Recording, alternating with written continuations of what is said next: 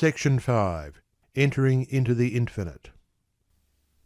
From the beginning of time, man, in spite of his bodily appetites and desires, in the midst of all his clinging to earthly and impermanent things, has ever been intuitively conscious of the limited, transient, and illusionary nature of his material existence, and in his sane and silent moments has tried to reach out into a comprehension of the infinite, and has turned with tearful aspiration toward the restful reality of the eternal heart.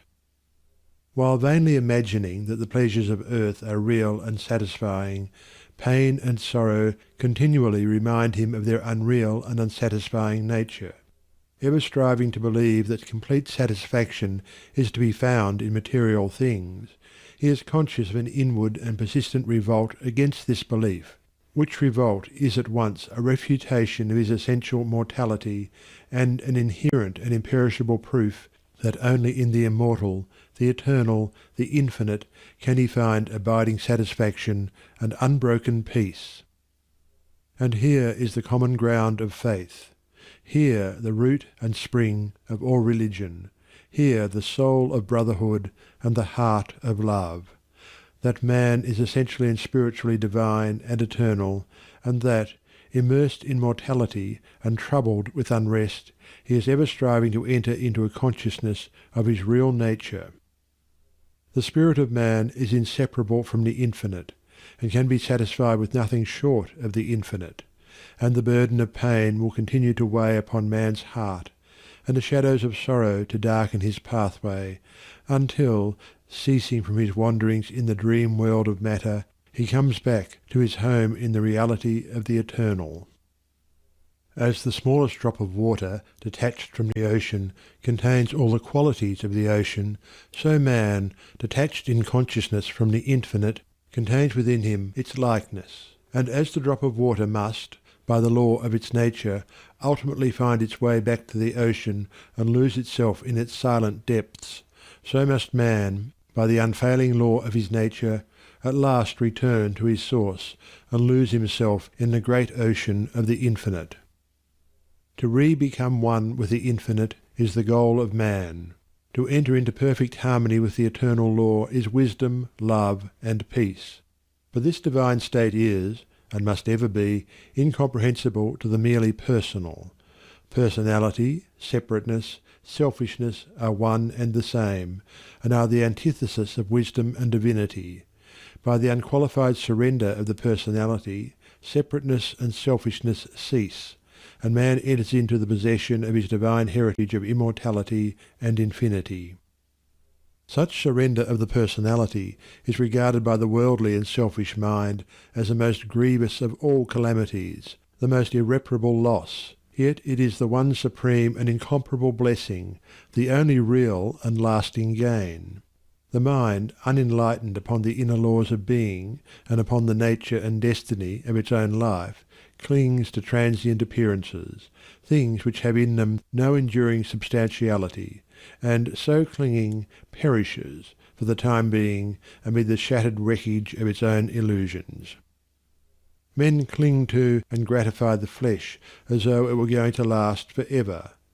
And though they try to forget the nearness and inevitability of its dissolution, the dread of death and of the loss of all that they cling to clouds their happiest hours, and the chilling shadow of their own selfishness follows them like a remorseless spectre. And with the accumulation of temporal comforts and luxuries, the divinity within men is drugged, and they sink deeper and deeper into materiality, into the perishable life of the senses, and where there is sufficient intellect, theories concerning the immortality of the flesh come to be regarded as infallible truths. When a man's soul is clouded with selfishness, in any or every form, he loses the power of spiritual discrimination, and confuses the temporal with the eternal, the perishable with the permanent, mortality with immortality, and error with truth. It is thus that the world has come to be filled with theories and speculations having no foundation in human experience. Every body of flesh contains within itself, from the hour of birth, the elements of its own destruction, and by the unalterable law of its own nature must it pass away. The perishable in the universe can never become permanent. The permanent can never pass away. The mortal can never become immortal. The immortal can never die. The temporal cannot become eternal, nor the eternal become temporal.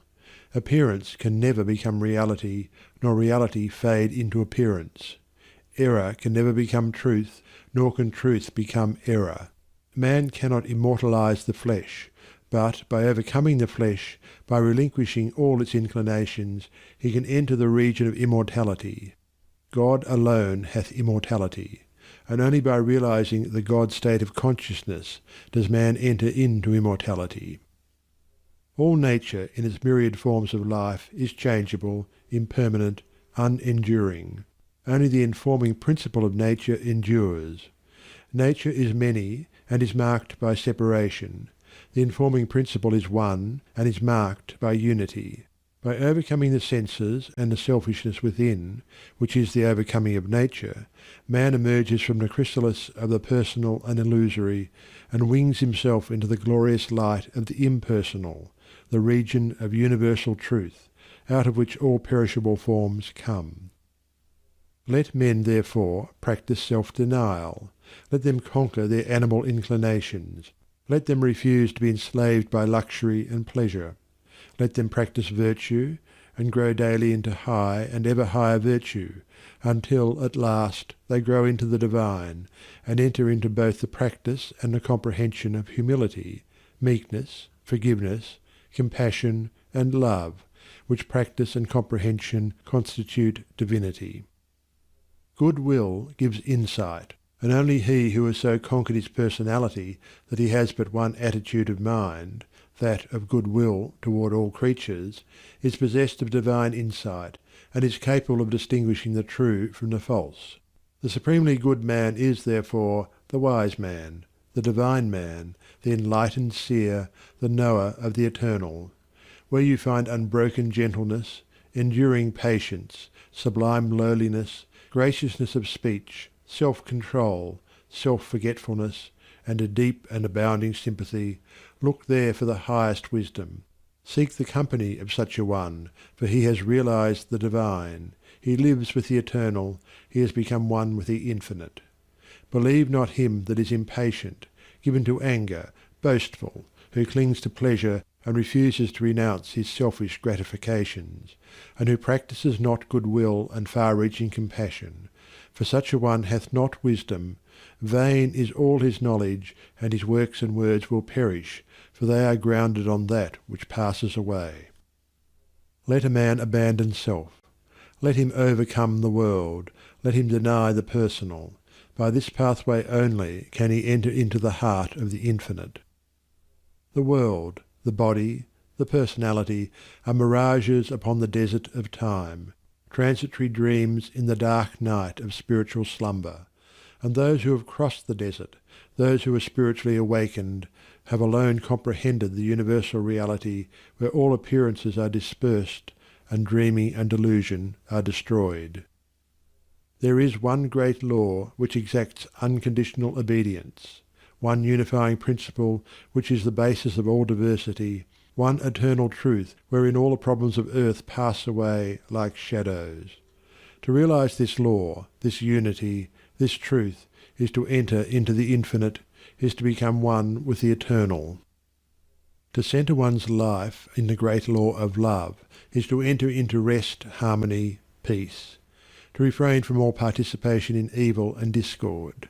To cease from all resistance to evil, and from the omission of that which is good, and to fall back upon unswerving obedience to the holy calm within, is to enter into the inmost heart of things, is to attain to a living, conscious experience of that eternal and infinite principle which must ever remain a hidden mystery to the merely perceptive intellect. Until this principle is realized, the soul is not established in peace, and he who so realizes is truly wise. Not wise with the wisdom of the learned, but with the simplicity of a blameless heart and of a divine manhood. To enter into a realization of the infinite and eternal is to rise superior to time and the world and the body, which comprise the kingdom of darkness, and is to become established in immortality, heaven, and the spirit, which make up the empire of light. Entering into the infinite is not a mere theory or sentiment. It is a vital experience which is the result of assiduous practice in inward purification. When the body is no longer believed to be, even remotely, the real man, when all appetites and desires are thoroughly subdued and purified, when the emotions are rested and calm, and when the oscillation of the intellect ceases and perfect poise is secured, then, and not till then, does consciousness become one with the infinite, nor until then is childlike wisdom and profound peace secured.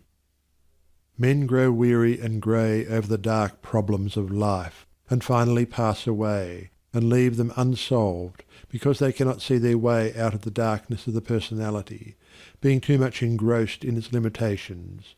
Seeking to save his personal life, man forfeits the greater impersonal life in truth. Clinging to the perishable, he is shut out from a knowledge of the eternal. By the surrender of self, all difficulties are overcome, and there is no error in the universe but the fire of inward sacrifice will burn it up like chaff. No problem, however great, but will disappear like a shadow under the searching light of self-abnegation. Problems exist only in our own self-created illusions, and they vanish away when self is yielded up. Self and error are synonymous. Error is involved in the darkness of unfathomable complexity, but eternal simplicity is the glory of truth. Love of self shuts men out from truth, and seeking their own personal happiness, they lose the deeper, purer, more abiding bliss. Says Carlyle, "There is in man a higher than love of happiness.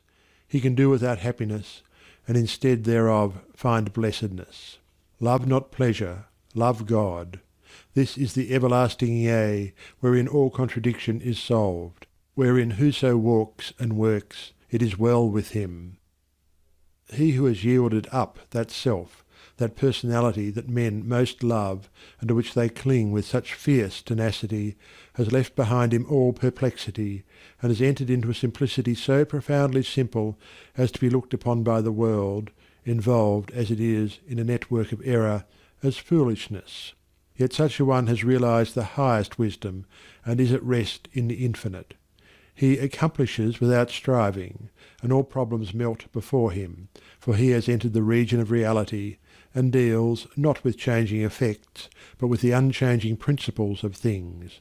He is enlightened with a wisdom which is as superior to ratiocination as reason is to animality. Having yielded up his lusts, his errors, his opinions and prejudices, he has entered into possession of the knowledge of God, having slain the selfish desire for heaven, and along with it the ignorant fear of hell. Having relinquished even the love of life itself, he has gained supreme bliss and life eternal, the life which bridges life and death, and knows its own immortality. Having yielded up all without reservation, he has gained all, and rests in peace on the bosom of the infinite. Only he who has become so free from self as to be equally content to be annihilated as to live, or to live as to be annihilated, is fit to enter into the infinite. Only he who, ceasing to trust his perishable self, has learned to trust in boundless measure the great law, the supreme good, is prepared to partake of undying bliss. For such a one there is no more regret, nor disappointment, nor remorse. For where all selfishness has ceased, these sufferings cannot be, and whatever happens to him, he knows that it is for his own good, and he is content, being no longer the servant of self, but the servant of the Supreme. He is no longer affected by the changes of earth, and when he hears of wars and rumours of wars, his peace is not disturbed, and when men grow angry and cynical and quarrelsome, he bestows compassion and love.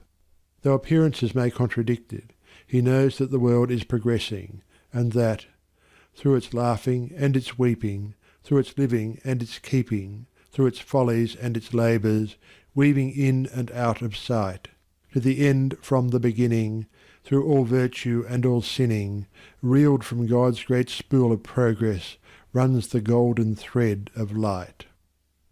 When a fierce storm is raging, none are angered about it, because they know it will quickly pass away, and when the storms of contention are devastating the world, the wise man, looking with the eye of truth and pity, knows that it will pass away, and that out of the wreckage of broken hearts which it leaves behind, the immortal temple of wisdom will be built.